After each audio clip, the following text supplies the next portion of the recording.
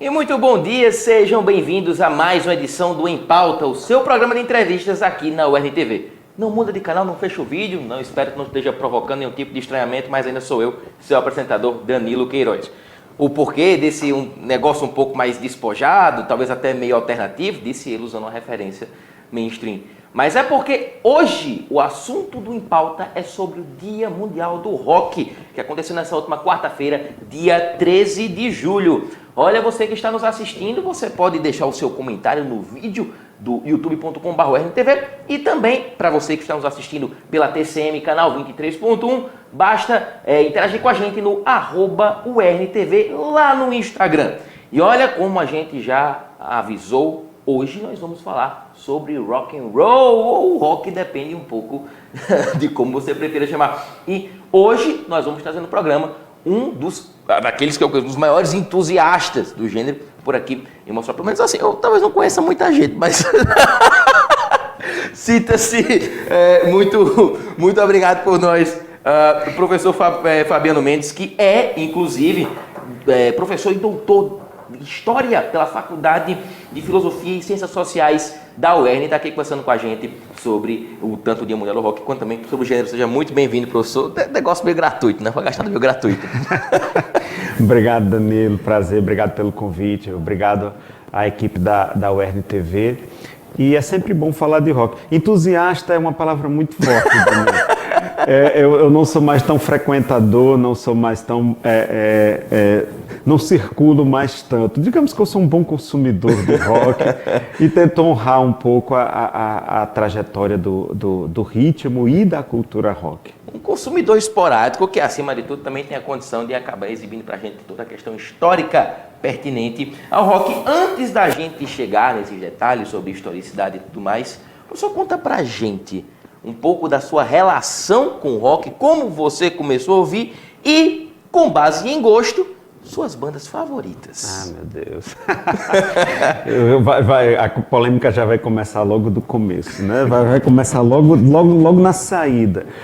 Meu caro, o meu contato com o rock se deu de uma maneira como se dá no interior do Brasil, via rádio. Eu ouvia quando criança um programa que passava na minha cidade, Limeira do Norte, no Ceará, um programa chamado Encontro com os Reis. E era um bloco que tinha, em cada bloco tinha uma música cantada por Luiz Gonzaga, rei do Baião, por Nelson Gonçalves, rei da velha guarda, e Roberto Carlos, rei da música, rei da música popular, e que também era chamado de rei da jovem guarda. Então acabava que eu ouvia, vez por outra, entre as músicas mais românticas de Roberto Carlos, apareciam as músicas mais rock and roll dele, né? O diálogo que ele teve com o soul, né? E eu gostava muito daquilo, né? Tem um disco em especial que tinha uma fita em casa que tinha a música O Negro Gato, que por sinal um rockzinho italiano, né? Que fizeram uma versão aqui para o Brasil. Então, eu já comecei no rock misturado com baião, com um pouco de bolero, com um pouco de velha guarda. Depois veio o Raul, que teve a sua formação também muito parecida, né? Raul dizia muito que achava que tinha um quê de Genival Lacerda em Elvis Presley. Né? Havia uma combinação de Genival Lacerda e Elvis Presley, aquela coisa de uma sensualidade meio sacana, meio instigante, quase marginal, né? E Raul faz sucesso a partir do começo dos anos 70, justamente utilizando a junção de chachado, de shot com rock, né? Com a música Let Me Sing My Rock and Roll. Então, é um pouco também dessa formação que não deixa de ser uma formação típica de uma criança do interior. E aí depois veio os rocks o que a gente chamava na época de rock pauleira, de ficar ouvindo as fitas do AC/DC, do Kiss, do Deep Purple, coisas desse tipo, que a gente também não sabia bem o que era, bem o que... A barreira não sabia idiomática, cantar, não sabia direito muito bem o que era aquilo, só sabia que era bom de bater cabeça, de se reunir, de ficar falando sobre os álbuns de figurinha, de rock, e aí você vai juntando, comprar pôster e tudo, né? E aí você vai começando a fazer as escolhas, vai começando a escolher aquelas grandes paixões, que aí entra no fim da tua pergunta, as minhas preferidas, né? Raul, teve uma época que eu dormia com 5 posters de Raul no quarto, tem uma discografia de Raul toda, Raul é importantíssimo nesse sentido. Pink Floyd, porque eu fui escolhendo o chamado rock progressivo. Gosto muito do Iron Maiden, gosto muito do rock mais clássico, o rock pesado mais clássico, como Led Zeppelin, os Red Rocks, e fui me tornando um buscador de novas coisas velhas. É isso que eu mais gosto de fazer, encontrar novas coisas velhas. Então sair pesquisando bandas de hard rock do mundo todo, bandas de rock progressivo do mundo todo. É um passatempo, né, que infelizmente não dá para você ter a mídia, não dá para você ter muitos vinis, mas nesse sentido o YouTube e essas plataformas ajudam muito você a encontrar. Então esses são minhas praias. Do rock mais pesado, por exemplo, eu gosto muito do Megadeth. E de um rock mais moderno, que dialoga com música eletrônica, eu gosto muito do Radiohead. Basicamente, um disco que eu acho assim fantástico, que é o OK Computer. 97 esse álbum, né? Acho que é 97. Considerado o Dark Side of the Moon da década de 90. Muitos dizem que foi aquilo que segurou o rock na virada do século. Sim, como o The Police segurou o rock na virada dos 70 para o 80. Né? O rock mais pop, o rock mais daquele que alcança o grande público, que toca nas rádios, né? Mas enfim, eu acho que isso aí é assunto para a gente ir desenvolvendo, porque senão não para. Mas aproveitando, eu quero até deixar aqui muito bem pontuado para o pessoal que está nos assistindo. Pelo amor de Deus, a gente entende que Every Breath You Take do The Police é uma música bonita, mas não usa no casamento, é um pouco assustador, gente. Sim. Por favor, não façam isso. Não façam isso. Eu ainda acho que aquilo ali é uma música sobre o Estado te vigiando, mas isso é debate para outra coisa. Ainda que o dia 13 de julho seja conhecido como Dia Mundial do Rock, ele é comemorado apenas no Brasil. Professor, conta um pouco pra gente essa questão histórica. Por que o Dia Mundial do Rock é só comemorado por aqui? O Dia Mundial é brasileiro, né? Dá para ver um pouco a importância, mas e tem uma importância. Dia Mundial do Rock no Brasil. O Dia Mundial do Rock do Brasil, 13 de julho, é por causa do show do Live Aid, de 13 de julho de 1985. Aquele primeiro grande conglomerado de artistas, né, de Queen, Black Sabbath, Phil Collins.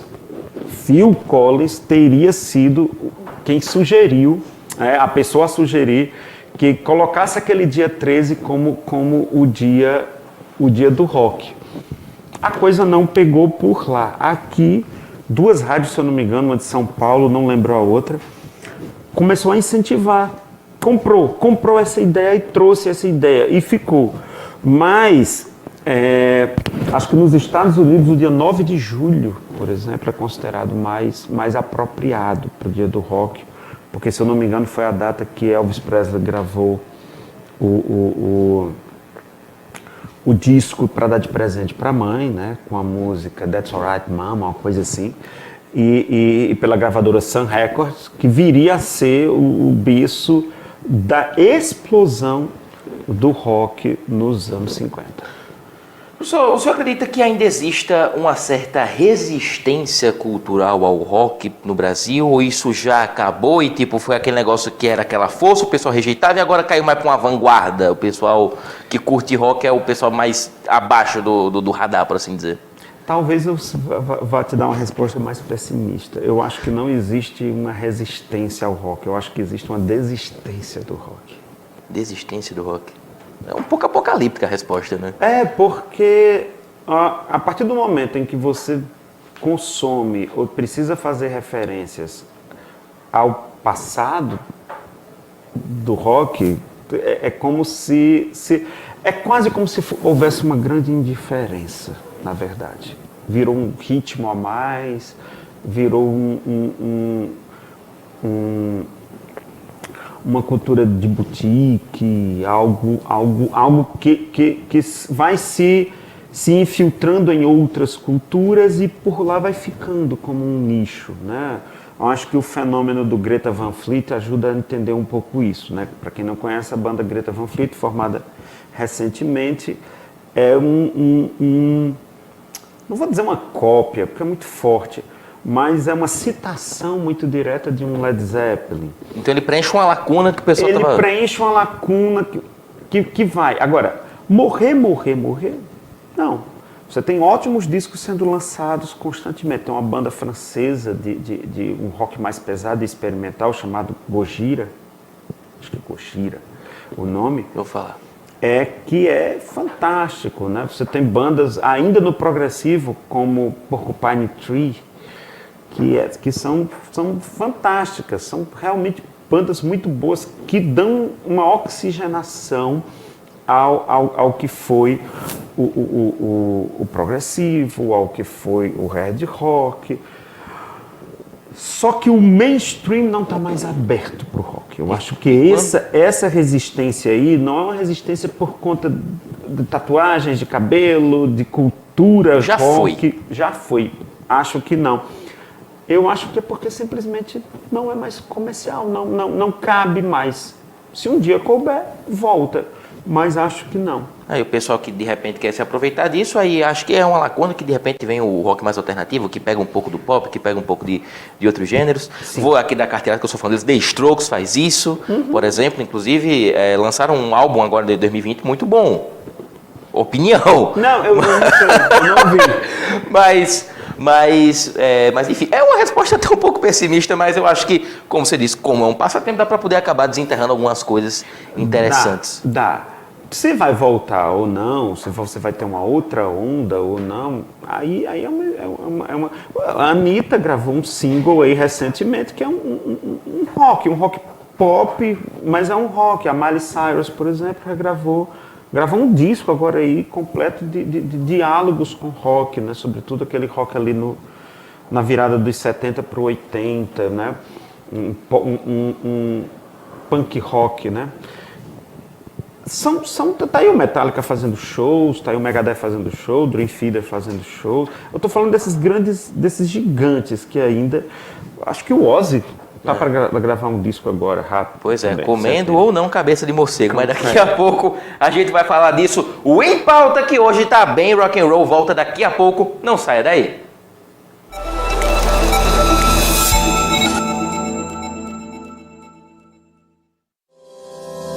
Educação, ciência, saúde, sociedade e muito mais informação para você. Os assuntos mais comentados da semana você acompanha no UERN-TV Notícias.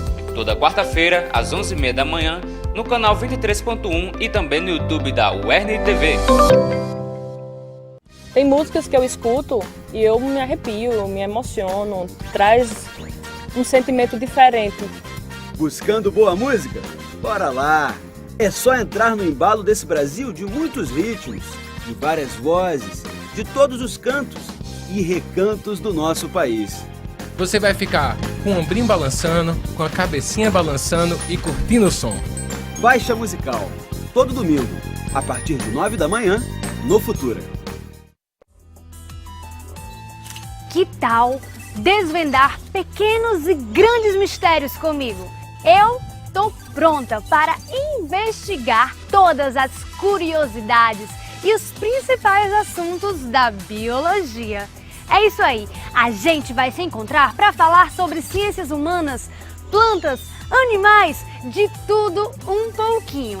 E esses assuntos vão dar o que pensar, hein? Partiu? Biologando, toda quarta, 7h30 da noite, no Futura. Toda quinta-feira, às 11h30 da manhã, você confere o programa Saúde em Foco. Informações sobre diversas áreas da saúde com profissionais especializados para tirar todas as suas dúvidas. Toda quinta-feira, às 11h30 da manhã, no canal 23.1 e também no YouTube da UERN TV.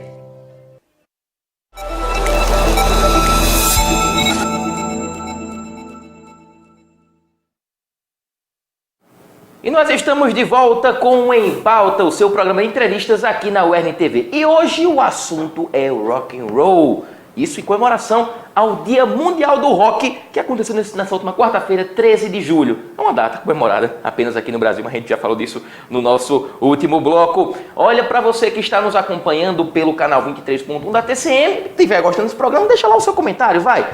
Comenta o que você está achando sobre tudo isso que a gente está conversando aqui lá no Instagram, @UERNTV. E para você que está nos assistindo no YouTube, você pode também deixar o seu comentário aqui no vídeo com a sua opinião. Hoje nós estamos recebendo ele que, apesar de tentar se desvencilhar desse termo, não concordo, o entusiasta do rock, professor Fabiano Mendes, lá da FAFIC, do Departamento de História, está aqui conversando com a gente sobre o ritmo e afins. E vamos voltar com a nossa entrevista, professor.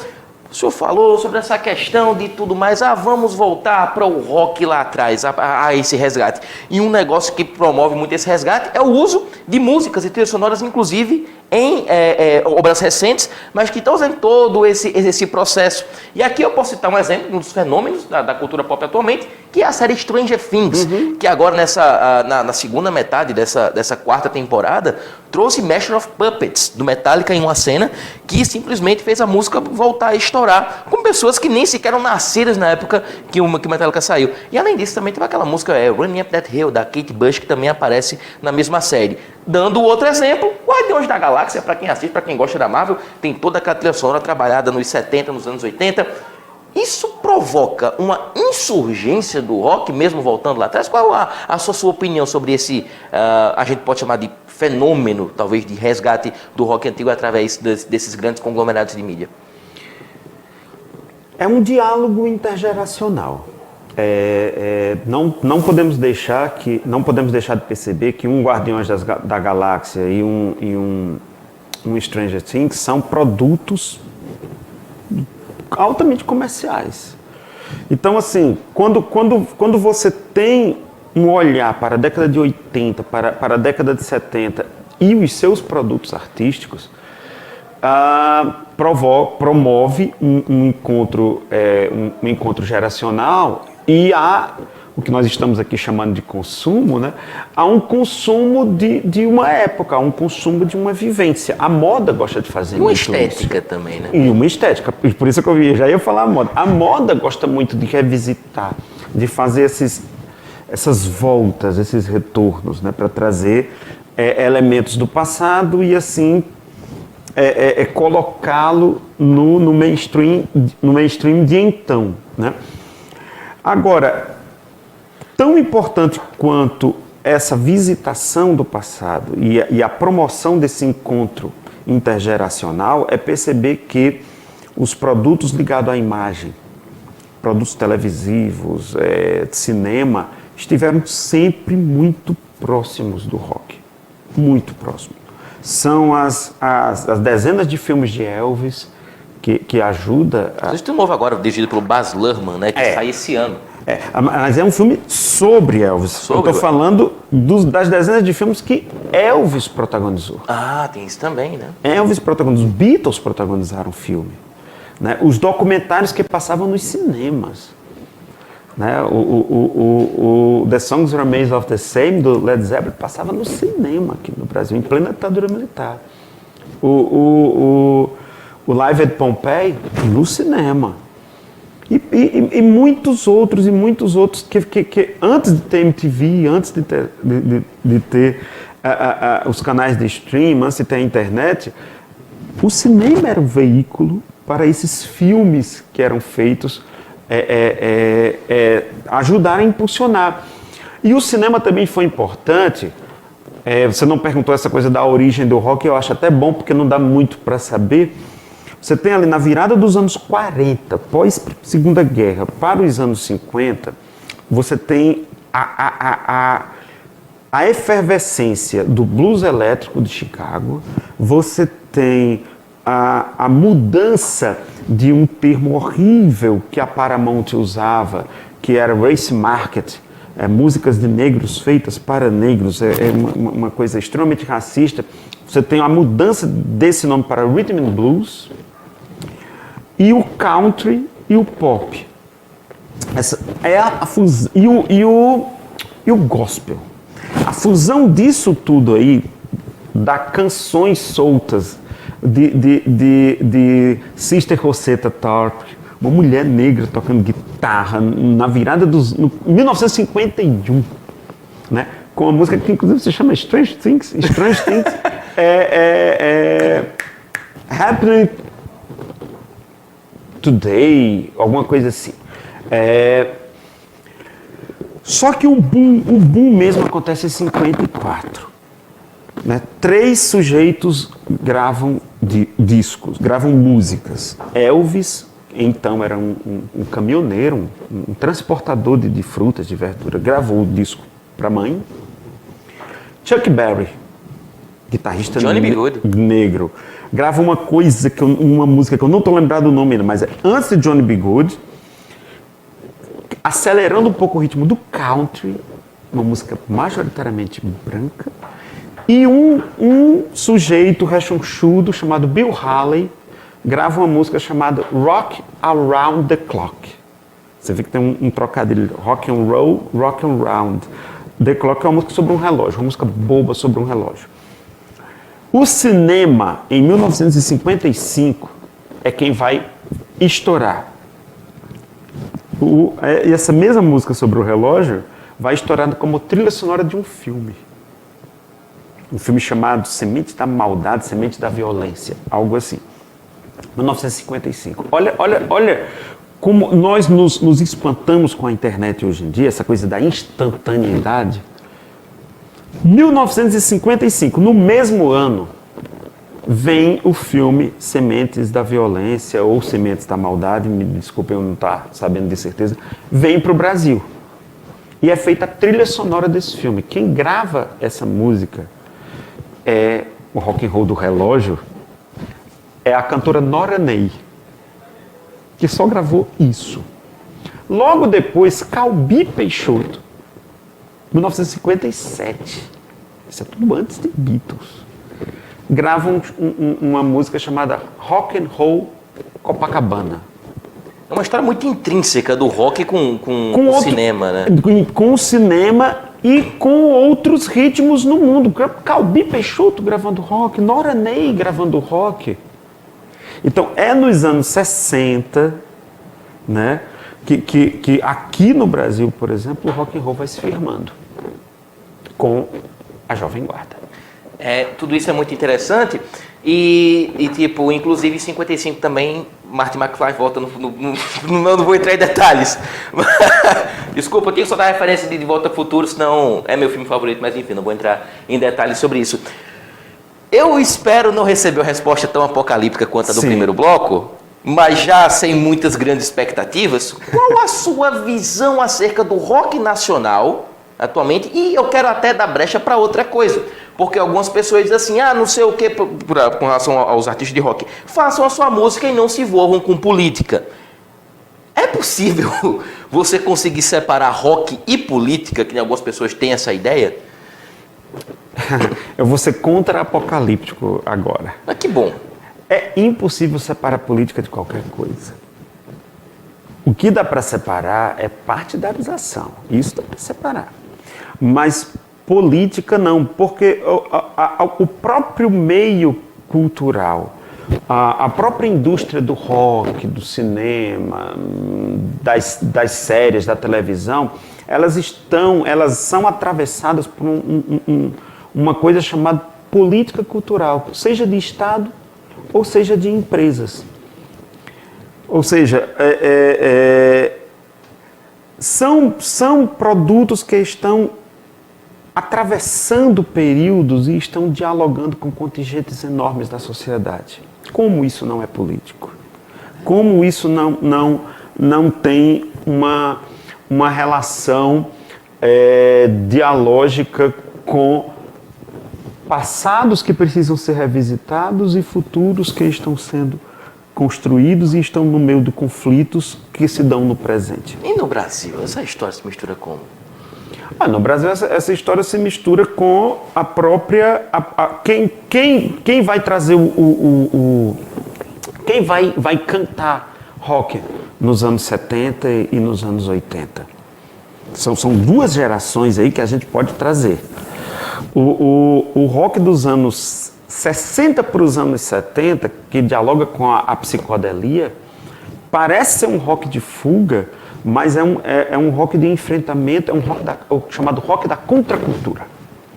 O rock dos anos 70 é um rock quase desaparecido, porque você tem na figura de saída do roqueiro uma expressão de anarquia em relação ao regime que estava fechado.